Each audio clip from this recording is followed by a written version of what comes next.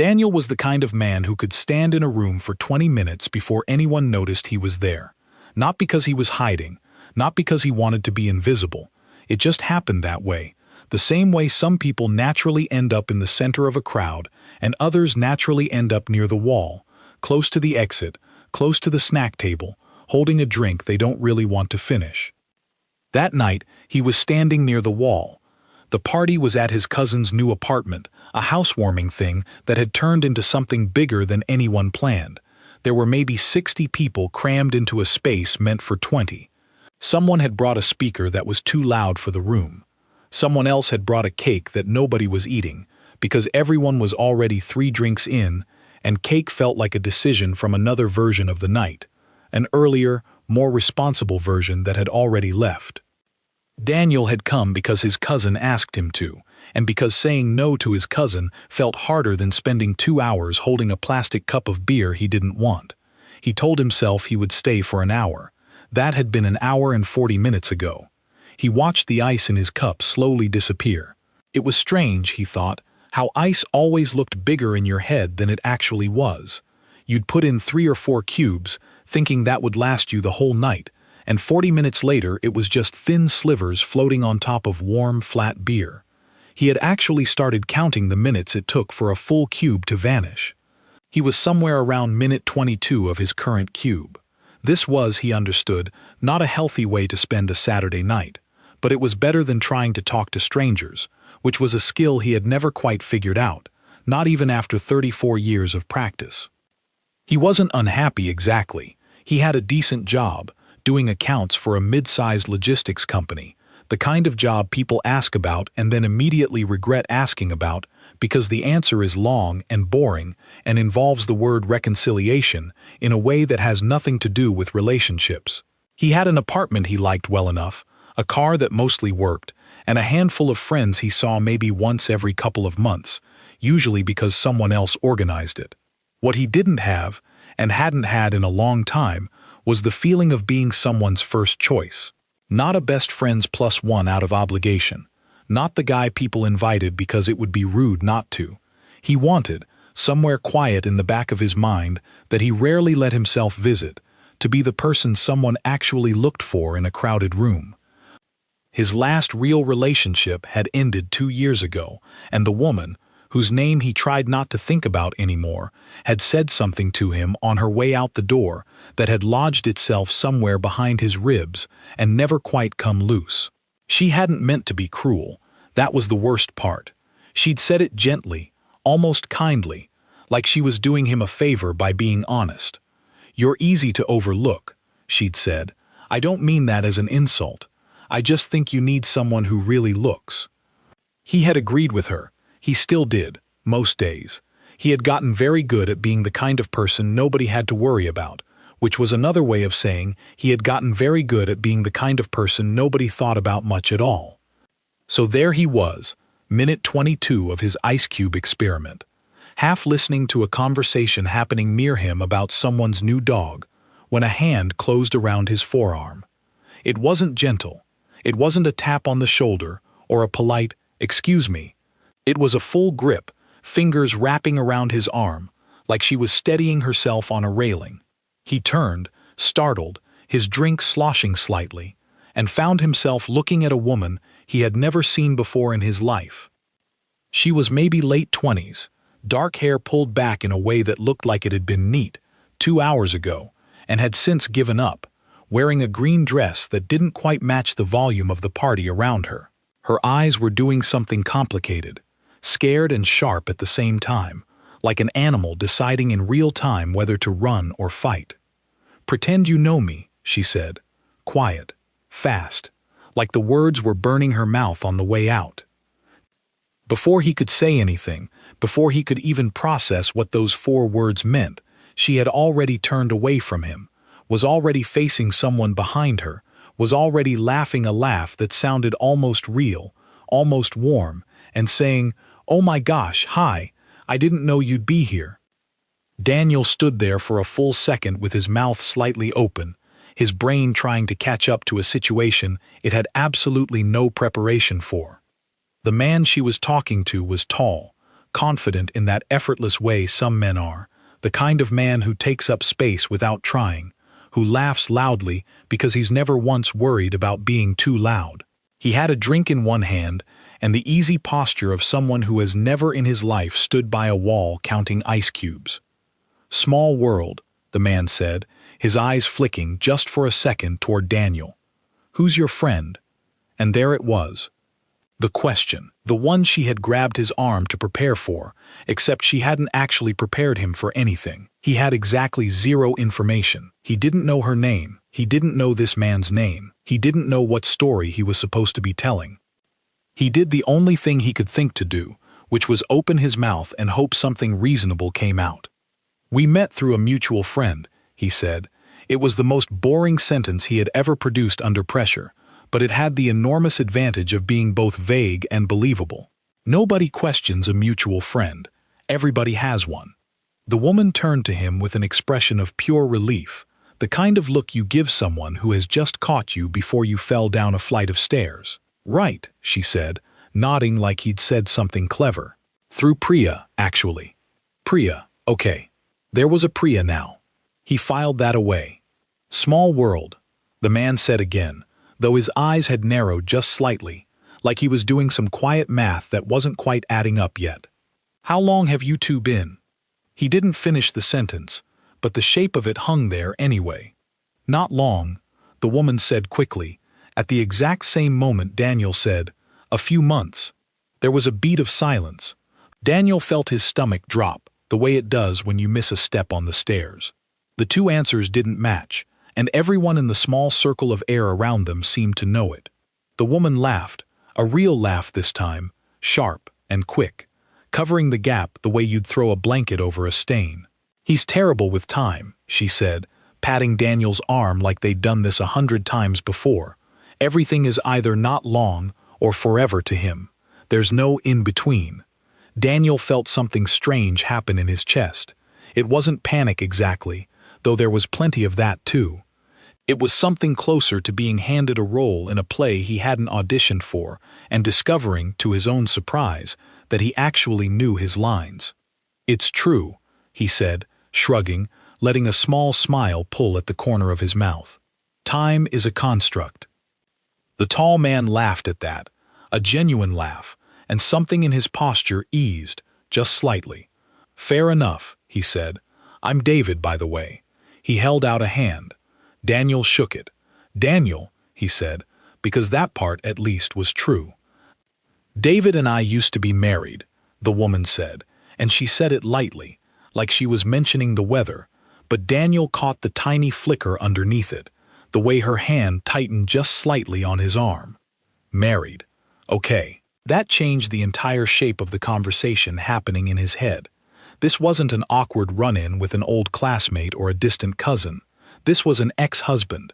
This was the kind of person you don't want to see unprepared, in a crowded room, at a party you didn't expect them to be at.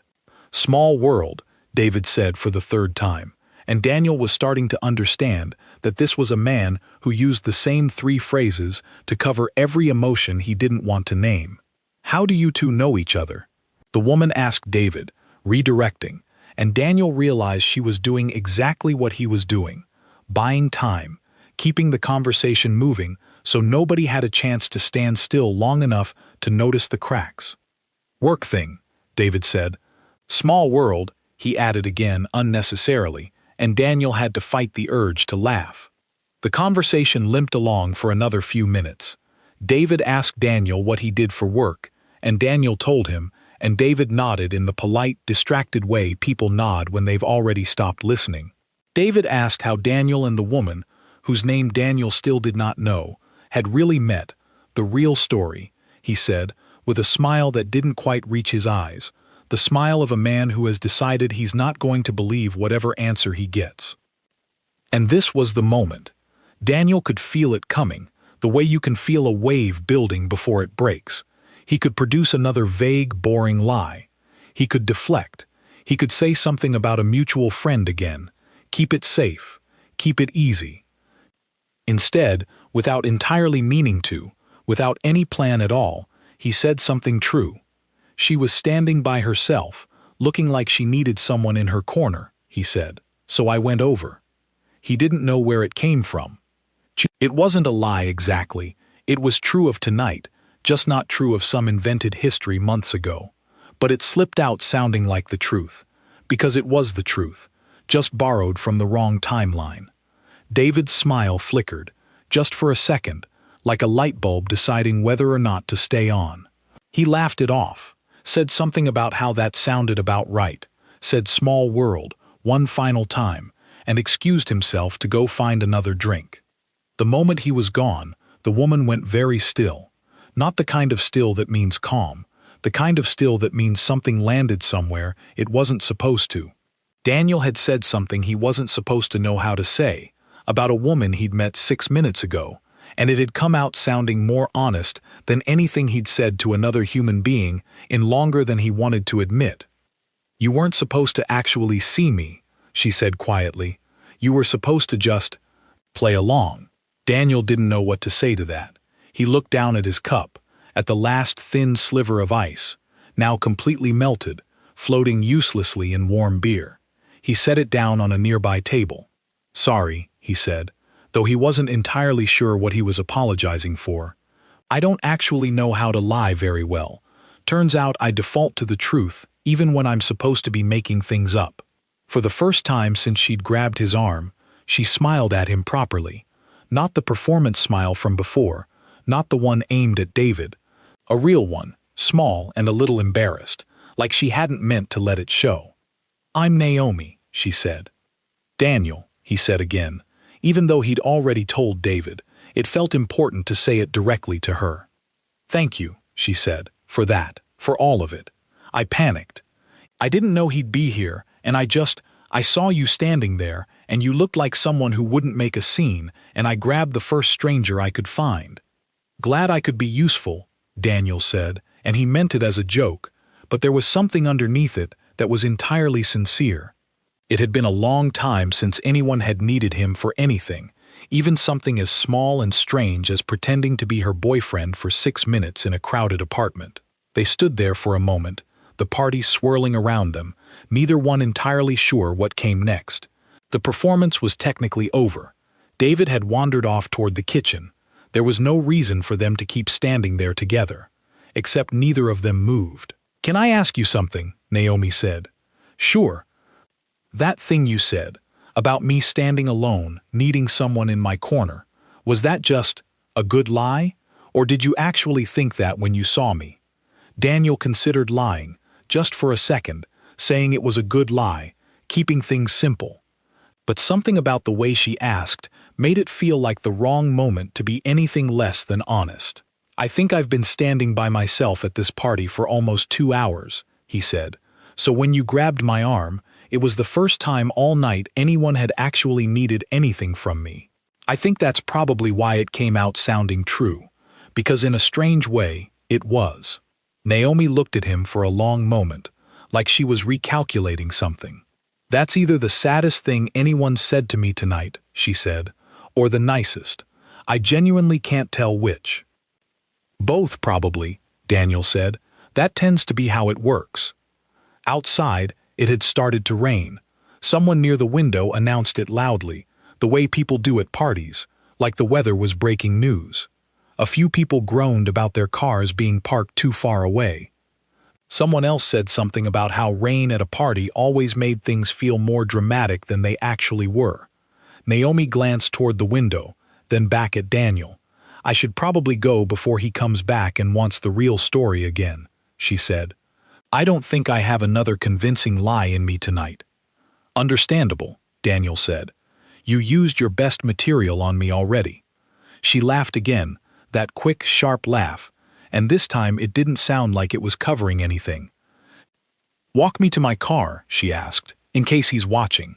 Keep the story alive a little longer." Daniel wasn't sure if that was really the reason, or if it was just the reason she was giving herself, but he said yes anyway. He grabbed his jacket from the pile on the couch, and they made their way through the crowd, past David, who was now deep in conversation with someone else and barely glanced up, out the front door, and into the rain. It wasn't a heavy rain, Just the kind that soaks into your clothes slowly, the kind that makes you wetter the longer you pretend you're not going to get wet. They walked down the front steps and out toward the row of cars parked along the street, neither of them rushing, both of them, it seemed, in no particular hurry to reach the end of this strange, accidental evening. "Can I tell you something?" Naomi said, once they were a safe distance from the apartment, safe from windows, safe from anyone watching. "David and I were married for 3 years. It ended almost 2 years ago. I thought I was over it. I thought I'd done all the work, therapy, journaling, all of it. And then I walked into that party and saw him standing by the drinks table, and every single thing I thought I'd healed from just came right back up, all at once, like it had never left." "That sounds exhausting," Daniel said, because it was the truest thing he could think to say. "It was easier to grab a stranger's arm than to have a real conversation with him," she said. "Isn't that ridiculous? I would rather invent an entire fake relationship in front of 60 people than just say, 'Hi, this is awkward, how have you been?'" "I don't think that's ridiculous," Daniel said. "I think that's just what fear does. It makes you creative in the worst possible ways." They had reached her car by then, a small silver hatchback with a parking permit sticker peeling off the corner of the windshield. She didn't get in. She stood there under the streetlight, rain collecting in her hair, and looked at him. "Can I tell you something else?" she said. "You can tell me anything," Daniel said. "I already know your ex-husband's name and your fake relationship timeline. We're basically old friends now." That earned another laugh, softer this time. "I don't actually know anything about you," she said. "I know your name. I know you're apparently a very convincing liar under pressure. That's it. I grabbed a total stranger and made him perform an entire relationship for me, and I don't even know what you do for a living." "Accounting," Daniel said. "For a logistics company, it's every bit as thrilling as it sounds." "See, now that's more honest than anything you said to David all night," she said. "To be fair, David didn't ask me about spreadsheets." They stood there for a moment, the rain picking up slightly, both of them getting properly wet now, neither of them moving toward shelter.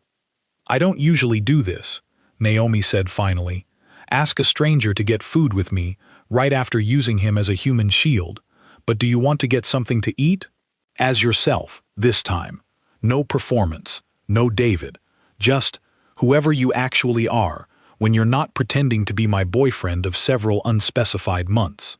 Daniel felt something shift in his chest, something he hadn't felt in a long time.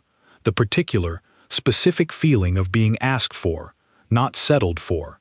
Not the +1, not the person you invite, because it would be rude not to. Someone had looked at him, actually looked, and decided they wanted more. "Sure, okay," he said, and immediately felt embarrassed by how small that sounded, how it didn't come close to matching the size of what he was actually feeling. But Naomi just smiled, like sure, okay was exactly the right answer, and said, "There's a diner a few blocks from here. Nothing fancy, just pancakes and bad coffee, and booths that have probably seen 100 years of exactly this kind of conversation." They took separate cars, which felt strange and formal after everything that had already happened between them in the span of one party, but there was something almost nice about it too, a small, mutual agreement that whatever this was, it wasn't going to be rushed. The diner was exactly what she described, fluorescent lights a little too bright, a jukebox in the corner that hadn't worked in years, according to the waitress, but nobody had bothered to remove it because it looked good in photos. They slid into a booth by the window, rain streaking down the glass, and Daniel found himself, for the first time in longer than he could remember, not counting anything, not ice cubes, not minutes, not reasons to leave. "So," Naomi said, once they'd ordered, "tell me something true, not a party lie, not a David lie, something real." Daniel thought about it for a moment. He thought about the ex who'd told him he was easy to overlook. He thought about how he'd agreed with her, how he still mostly did. "I think I've spent the last 2 years trying to be as unremarkable as possible," he said. "Like if I didn't take up space, nobody could ever be disappointed in me. And it worked, in a way. Nobody's ever disappointed in me. But nobody really notices me either. Those two things turned out to be a package deal, and I didn't realize that until tonight." Naomi was quiet for a moment, turning her coffee cup slowly in her hands. "That's a strange thing to realize at a housewarming party," she said. "Strange night," Daniel said. "Your turn," she said. "Something true about you that isn't sad. I gave you a sad one. Balance it out." Daniel thought again. "I once ate an entire birthday cake by myself because I forgot to invite anyone to my own birthday party. I didn't even realize I'd forgotten until the cake showed up and I was alone in my apartment with it, so I just ate it. Over 3 days. It was a good cake, honestly. No regrets." Naomi laughed loudly enough that the waitress glanced over from the counter. "That is somehow both hilarious and deeply concerning," she said. "Most true things about me are," Daniel said. They talked for almost 2 hours. About small things and slightly bigger things. About the job Naomi actually did, which turned out to be nothing like Daniel expected. She designed interiors for small businesses, coffee shops and boutiques. The kind of work where she got to make ordinary rooms feel like somewhere people wanted to be. About the fact that she'd moved to this city 5 years ago from somewhere with better food and worse weather. About how she still hadn't figured out how to make friends as an adult. How everyone she knew now she'd met, either through David or through work. And how strange it was to realize, standing at that party, that she didn't actually have anyone there who was hers. Specifically, not tied to her old marriage or her current job. "You had me," Daniel offered. "For about 6 minutes. You were surprisingly good backup," she said, "for someone who claims he can't lie." "I panic well under pressure," Daniel said. "It's a specific and mostly useless skill." By the time they left the diner, the rain had stopped, and the street outside had that clean, quiet look that comes right after a storm, everything a little sharper, a little more washed. They stood by their cars again, and this time, there was no performance to hide behind, no David to convince, no fake relationship to maintain. Just two people who had met in the strangest possible way and somehow found themselves, several hours later, not wanting the night to end. "I'd like to see you again," Naomi said, and there was none of the panic in her voice from earlier, none of the fear, just a plain, simple statement of fact. Properly this time, as myself, as yourself, no acting required. "I'd like that too," Daniel said, and for once, the words matched the size of what he felt. They exchanged numbers, standing there in the wet street, and Daniel drove home that night with the strange, unfamiliar feeling of having been chosen for something, of having mattered to someone, even for just a few hours, in a way that had nothing to do with obligation or convenience. Over the following weeks, they saw each other more. Coffee first, then dinner, then a slow, easy rhythm of text messages that stretched across ordinary days. Naomi sending pictures of a particularly ugly couch she was trying to convince a client to buy. Daniel sending updates on an unnecessarily complicated spreadsheet error that had taken him half a day to fix. Small things, ordinary things, the kind of things you only share with someone when you've stopped performing for them, when you've decided they're allowed to see the boring, unremarkable parts of your life, and you're no longer afraid that will be enough to make them leave. Their first real date, the one that wasn't wrapped in an emergency or borrowed from a lie, happened almost 2 weeks after the party. Naomi suggested a walk along the river path that cut through the middle of the city, the kind of place neither of them had visited in years, even though they'd both lived there long enough to know it well. It was a Sunday afternoon, mild for the season, and the path was full of runners and dog walkers and the occasional group of teenagers doing something loud and pointless near the benches.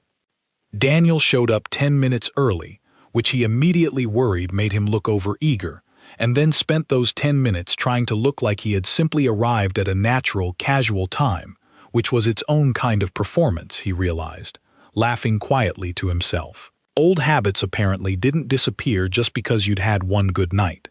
Naomi arrived exactly on time, wearing a jacket that was slightly too big for her, sleeves pushed up past her wrists, and the first thing she said to him wasn't hello.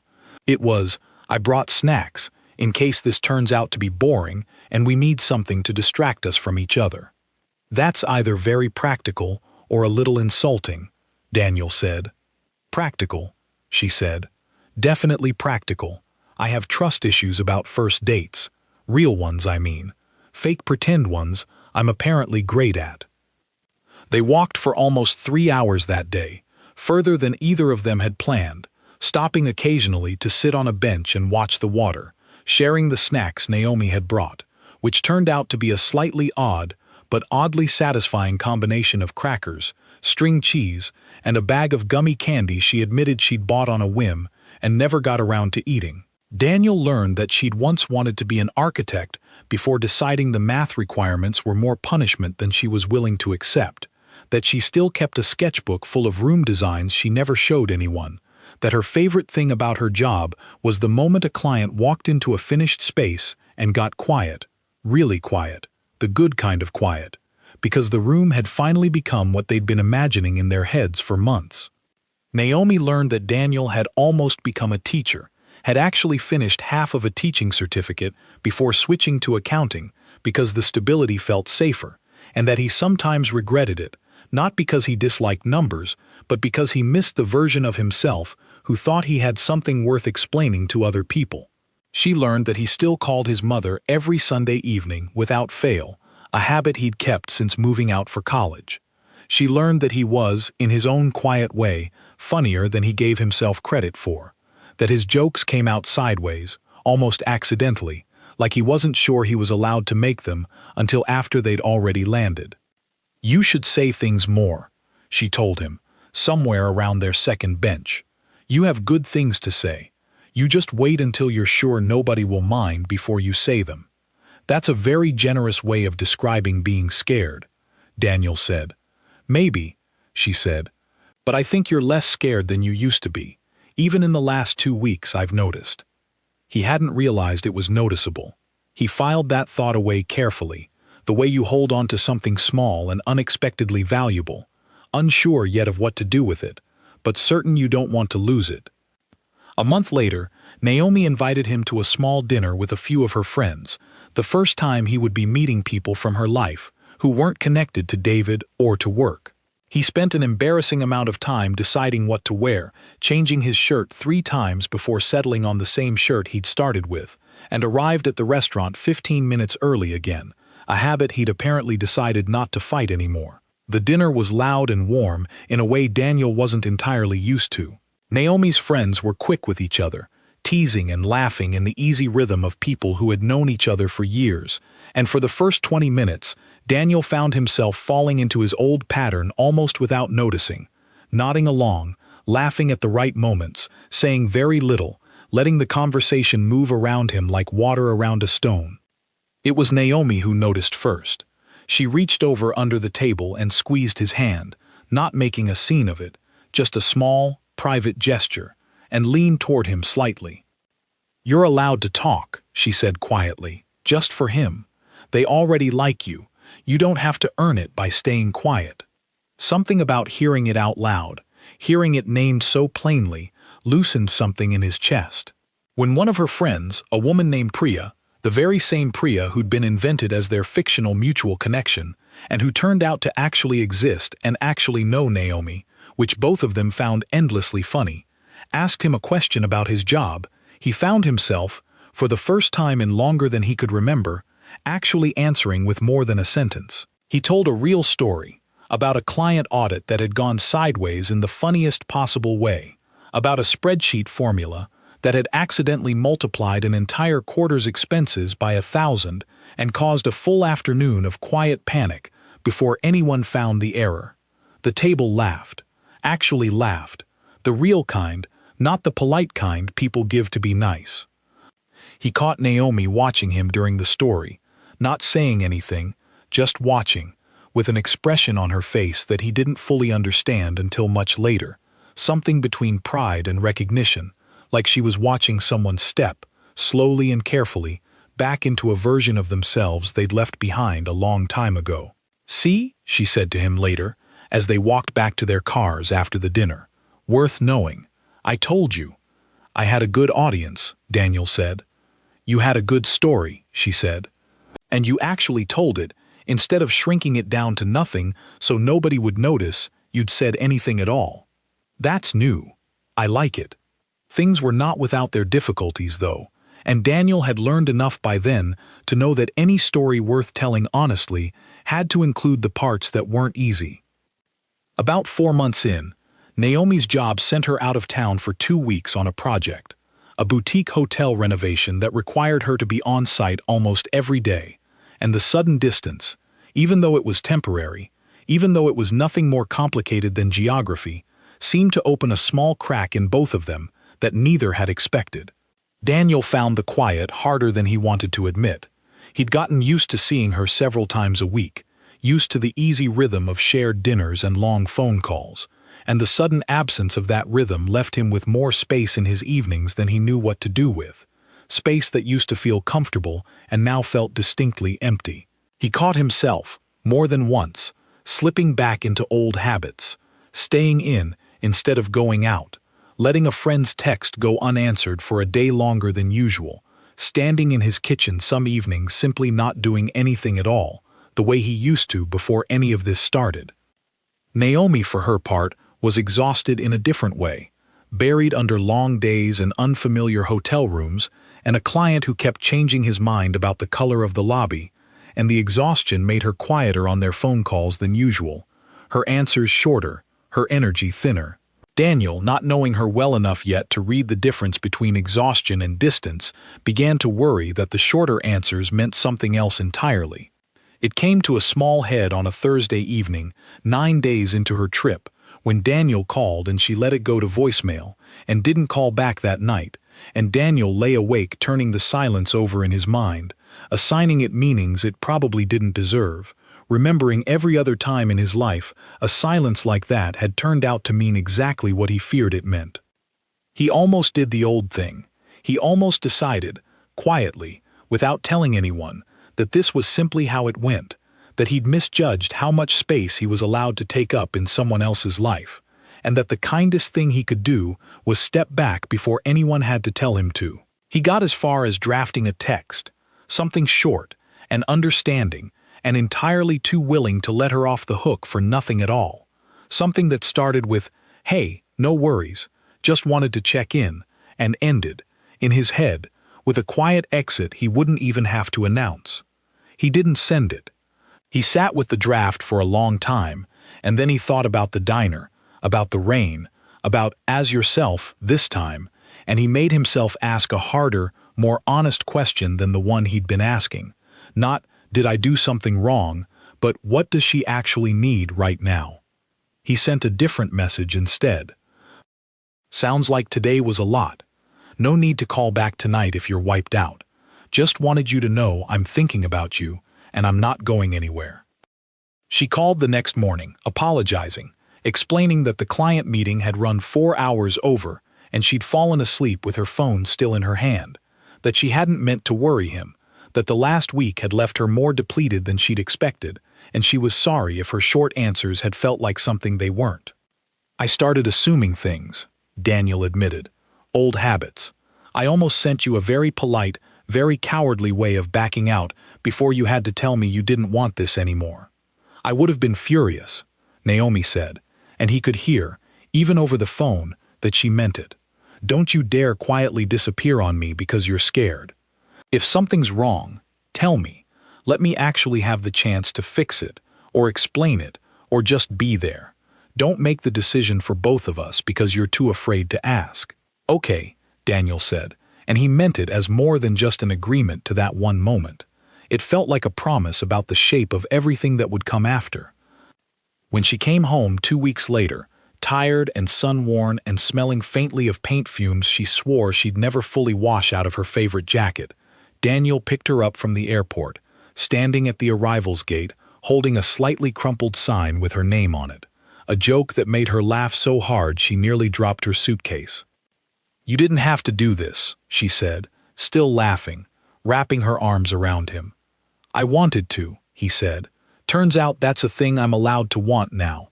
Wanting things out loud, instead of just quietly hoping for them and never mentioning it. "I like this version of you," she said, into his shoulder. "I like the party version too, honestly. Panicked stranger, with surprisingly good improv skills. But I like this one better." "Me too," Daniel said, and he was surprised, again, at how easily true things came out of his mouth these days, how little effort it took now, compared to how much it used to cost him. Their first year together passed the way most real years do, not through any single dramatic turn, but through a long accumulation of ordinary days, holidays spent introducing each other to families who approved with varying degrees of enthusiasm, small arguments about nothing important that resolved themselves within an hour, quiet Tuesday nights that meant more than either of them expected quiet Tuesday nights to mean. Daniel kept talking more, not loudly, not like David, never quite like that, but enough that his cousin noticed and mentioned it at a family dinner, enough that his coworkers started including him in conversations they used to have around him instead of with him, enough that he stopped counting ice cubes at parties because he'd stopped needing something to count. Daniel found himself talking more. Not loudly, not like David, never quite like that, but more than he used to. He found himself making the joke instead of swallowing it. He found himself staying in the room instead of finding the nearest wall. It wasn't always smooth. There was a night, about 6 weeks in, when Naomi went quiet for 2 days after a distant mutual friend mentioned David's name in a group chat, and Daniel didn't know what to do with the silence. Didn't know if it meant something had broken or if she just needed space, and he sat with that uncertainty in a way that reminded him, uncomfortably, of every other relationship where he'd assumed silence meant he'd already been written off. He almost didn't text her again. He almost let the old habit win, the habit of disappearing quietly so nobody had to be the one to end things. But he thought about the diner. He thought about as yourself, this time. He thought about how she had chosen him, specifically, out of a room full of other people, and how running from a moment of uncertainty wasn't the same as being unremarkable. It was just being scared, and scared wasn't the same thing as easy to overlook. So he texted her, just a simple message. No pressure to answer, just wanted you to know I'm still here, whenever you're ready. She called him 20 minutes later, apologizing, explaining that seeing David's name had knocked something loose she thought she'd already dealt with, that she'd needed a couple of days to remember that this, whatever they were building, didn't have to be threatened by her past just because her past still occasionally showed up uninvited. "I'm sorry," she said. "I know that probably felt like I was pulling away." "A little," Daniel admitted, "but I decided to trust that you'd come back, instead of assuming you wouldn't. That felt like a big deal for me, honestly. Usually I just assume the worst and save everyone the trouble." "I'm glad you didn't this time," Naomi said. "Me too," Daniel said, and meant it more than he'd meant almost anything in years. Months passed. The relationship kept its shape, kept growing in the ordinary, unremarkable way real things grow, not through some single dramatic moment, but through 100 small choices, to keep showing up, to keep being honest, to keep choosing each other even on the days when it would have been easier not to. Daniel's cousin, the one who'd hosted the original party, asked him one afternoon how he and Naomi had actually met, since the story had been told and retold enough times among their friends that it had started to feel almost like a legend. "She grabbed my arm and told me to pretend I knew her," Daniel said. "Her ex-husband had just walked into the room and she panicked." His cousin laughed. "That's insane. That actually worked out?" "It's the best thing that's happened to me in years," Daniel said, and he was surprised by how easily the words came, how true they felt, how far away that version of himself, standing by the wall, counting ice cubes, waiting for an hour to be over, now seemed. He thought about that night often, in the quiet moments when his mind wandered. He thought about how strange it was that the whole thing had started with a lie, with a fake relationship performed for a man neither of them particularly wanted to impress, and how somewhere in the middle of that performance, without either of them planning it, something real had slipped through the cracks and refused to leave. He didn't think Naomi had changed him, not exactly. He didn't think a single conversation or a single party could rewire 34 years of quietly disappearing into rooms. What he thought, when he was honest with himself, was that she had reminded him of something he'd forgotten he had, the simple, unremarkable fact that he was worth being looked for, that he was worth someone crossing a crowded room to find, that being easy to overlook wasn't a permanent condition, just a habit, and habits, given enough reason, could be broken. He still thought about the ice cubes sometimes, half melted in a cup he never finished, 22 minutes of counting because counting felt safer than talking to strangers. He didn't need to count anymore, not because every party was suddenly easy, not because he'd become someone entirely different overnight, but because he had learned, in the strangest possible way, that sometimes the truest thing that ever happens to you starts with someone grabbing your arm and asking you to pretend, and somewhere in the middle of the pretending, without any warning at all, you finally get found. Around the 18-month mark, Daniel's cousin threw another party, this time for no particular reason at all, just an excuse to get people together before the weather turned cold. It was held in the same apartment as before, the one where all of this had started, and walking through the front door again gave Daniel a strange, doubled feeling, like stepping into an old photograph and finding it slightly rearranged. "Feels different this time," Naomi said, slipping her hand into his as they walked in. "Good different or strange different?" Daniel asked. "Both," she said, "mostly good." The apartment was less crowded than it had been that first night, or maybe it just felt that way because Daniel wasn't standing by the wall anymore, wasn't counting anything, wasn't waiting for permission to leave. He moved through the room the way people who belong somewhere move through a room, stopping to talk, actually talking, laughing at things without checking first whether it was safe to laugh. At some point in the evening, his cousin pulled him aside near the same spot where he used to stand with his warm, half-melted drink, and said, grinning, "This is the exact corner where you two apparently started your whole fake relationship, right? Give or take a few feet," Daniel said. "Best housewarming gift I ever accidentally gave anyone," his cousin said. "I didn't even do anything. You two did all the work. I just supplied the room and the bad music. And the overpriced beer," Daniel added. "That too."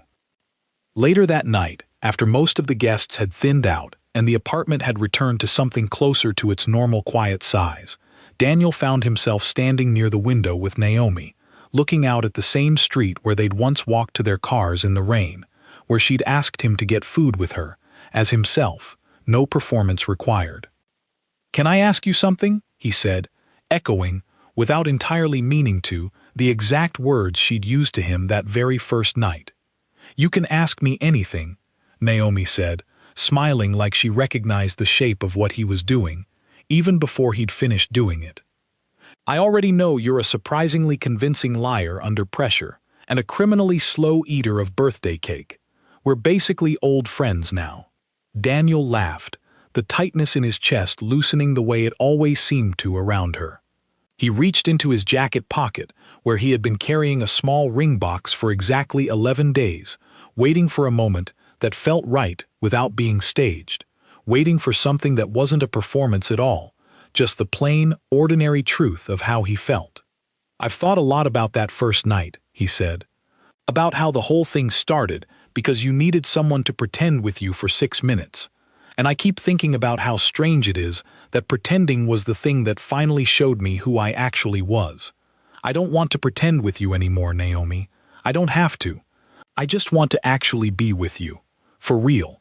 For as long as you'll let me." He got down on one knee, right there by the window, in the same apartment where a stranger's hand had once closed around his arm and changed the entire direction of his life without either of them planning it.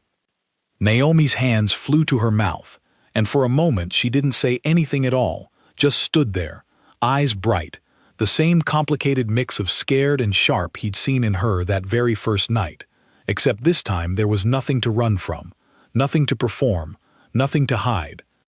"Yes," she said, before he'd even finished the question, laughing and crying at the same time, in the way people do when a feeling is too big to pick just one response. "Yes. Obviously yes. Ask me the actual question so I can say it properly, he asked. She said yes again, properly this time, and the small cluster of guests still lingering in the kitchen turned at the sound of her laughing, put together what was happening, and broke into the kind of loud, warm applause that only happens at the exact right moment, unplanned, unrehearsed, entirely real. Daniel's cousin, standing near the drinks table exactly where the whole story had begun, raised a plastic cup in the air and shouted, "Small world," in a voice pitched to sound exactly like David's, and the whole room dissolved into laughter, Naomi laughing hardest of all, her forehead pressed against Daniel's shoulder, and both of them still catching their breath from everything that had just happened, everything that had happened in that apartment over the past year and a half, everything that had started with 4 whispered words, neither of them expected to matter as much as they eventually did. He never did find out, not really, what happened to David after that night. He assumed the man went on, found someone else to say small world, to lived his life the way confident, effortless men like him tend to live their lives, mostly fine, mostly unaffected, mostly unaware of the quiet chain of events he'd set off just by walking into a party at the wrong moment. But Daniel thought about him sometimes anyway, with something that wasn't quite gratitude and wasn't quite anything else either, just a strange, quiet acknowledgement that if David hadn't walked through that door, if Naomi hadn't panicked, if her hand hadn't landed on his arm instead of someone else's, none of it would have happened. He would still be standing by some other wall, at some other party, counting some other cube of ice, waiting for permission to leave. Instead, he was here, sitting across from Naomi at their kitchen table almost a year later, both of them laughing about something small and forgettable, the kind of ordinary moment that doesn't feel important while it's happening but somehow becomes the whole point later, when you look back and realize that this exact, unremarkable evening was what all that waiting had actually been for. "Do you ever think about that party?" Naomi asked him one evening, out of nowhere, stirring a pot of something on the stove while Daniel set the table. "All the time," he said. "Weird how something like that happens," she said. "One second you're just standing there, minding your own business, and the next second your whole life quietly rearranges itself." "I don't think it was quiet," Daniel said. "I think it was actually pretty loud. You practically shouted at me to pretend I knew you." "Fair point," she said, laughing. "Loudly rearranged then." "I'll take it," Daniel said. "Loud is good. I spent enough years being quiet. And that, more than anything else, was the truest thing that had come out of that whole strange, rain-soaked night. Not the lie he'd told David, not the fake relationship, not even the diner or the parking lot, or any of it, taken on its own. It was the simple fact that somewhere in the middle of pretending to be someone Naomi already knew, Daniel had finally, after years of standing quietly by the wall, become someone worth actually knowing. He kept the memory close, the way you keep something you're afraid of losing if you look at it too directly. A whisper in a crowded room, a hand on his arm, 4 words that had asked for a performance and ended up, somehow, giving him back a version of himself he hadn't realized he'd misplaced. "Pretend you know me," she had said. He hadn't needed to pretend for long. By the time the night was over, he actually did.